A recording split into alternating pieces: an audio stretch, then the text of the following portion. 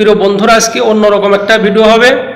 আজকের আলোচনা, আজকের ভিডিও হলো, যেই মানুষ হারিয়ে যায়, অর্থাৎ স্বামীকে ফেলাইতে হয়ে চলে যায়, স্বামী স্ত্রীকে ফেলাইতে হয়ে চলে যায়, অথবা মেয়ে হোক ছেলে হোক, যে কোনো কারণে বাড়ি থেকে রাগ করে চলে যাক, পলাই যাক, হারাই যাক, তে হারানো মানুষ কিভাবে বের করবেন, কিভাবে সে বাড়িতে চলে আসবে।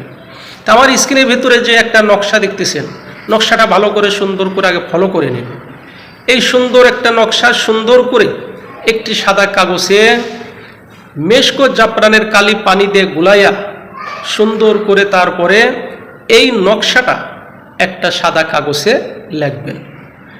নকশাটা যখন লেখা শেষ হয়ে যাবে, নকশার নিচে যেই ব্যক্তি হারিয়ে যাবে তার নাম, তার মায়ের নাম সুন্দর করে লেখে এবার একটা তাবিজের ভিতরে, মাদুলির ভিতরে ভরে এইবার ওই তাবিজটাকে একটি গাছের সাথে ঝুলিয়ে দিবেন, চিকন একটা ডালের সাথে ঝোলাই দিবেন, যেন তাবিজটা বাতাসে নড়তে থাকে।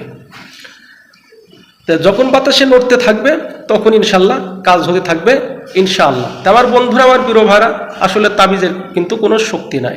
আল্লাহ তাআলা আপনার ওই তাবিজের উসিলায় দোয়া করবে, মেহেরবানি করবে।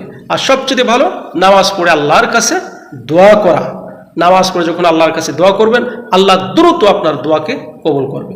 এই ছিল ভাই আজকের আলোচনা।